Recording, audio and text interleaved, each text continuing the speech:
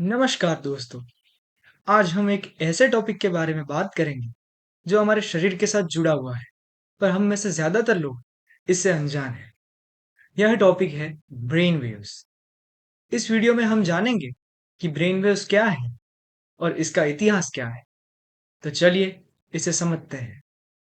सन 1780 में लुइजी गाल्वानी, जो कि एक इटालियन फिजिशियन और फिजिसिस्ट थे, उन्होंने एक एक्सपेरिमेंट किया जो साइंस की दुनिया में एक नए चैप्टर का आरंभ बन गया। लुईजी को मेंढक के साथ एक्सपेरिमेंट करते हुए पता चला कि जानवरों के शरीर में बिजली का संचार करने से कुछ हिलचाल होती है, जिससे साबित हुआ कि शरीर की नर्व्स बिजली प्रवाहित करती है, जिसे उन्होंने बायो इलेक्ट्रिसिटी कहा। इसके लगभग 95 साल बाद, यानी सन 1875 में, रिचर्ड केटन ने खरगोश और बंदरों के सिर पर इलेक्ट्रोड्स रखे और कुछ एक्सपेरिमेंट किए। उन्होंने गैल्वेनोमीटर की मदद से देखा कि दिमाग की सतह पर कुछ विद्युत गतिविधियां हो रही है और यह गतिविधियां अस्थिर है, यानी कि बदल रही है। तो इस एक्सपेरिमेंट से साबित हो गया कि दिमाग में विद्युत गतिविधियां होती है। लेकिन इंसानों के दिमाग में हो रही इलेक्ट्रिकल एक्टिविटी को नापने का श्रेय हांस बर्जर को जाता है। 1924 में बर्जर ने एक एक्सपेरिमेंट किया जिसमें इंसानों के दिमाग पे इलेक्ट्रोड्स रखे गए। अपने ईईजी डिवाइस के आविष्कार से बर्जर ने इंसानी दिमाग में हो रही इलेक्ट्रिकल एक्टिविटी को सिस्टमैटिकली रिकॉर्ड किया।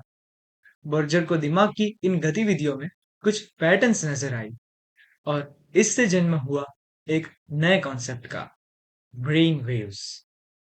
जैसा कि हम जानते हैं, हमारा दिमाग अरबों न्यूरॉन्स से बना हुआ है और यह न्यूरॉन्स आपस में कम्युनिकेट करने के लिए इलेक्ट्रिकल सिग्नल्स का उपयोग करते हैं।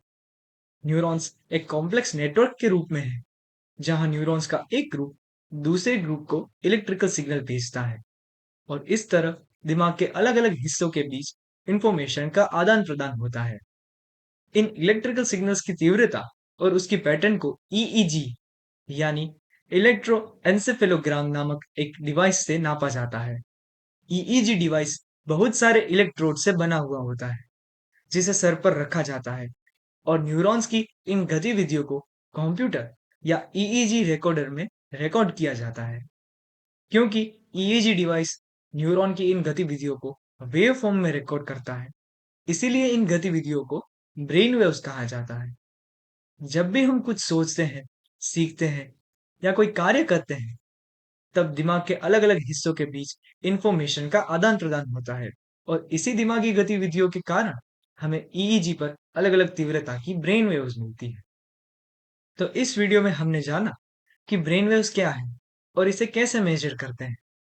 अगली वीडियो में हम जानेंगे कि ब्रेन वेव्स के कौन से प्रकार हैं और क्या ब्रेन वेव्स को कंट्रोल किया जा सकता है।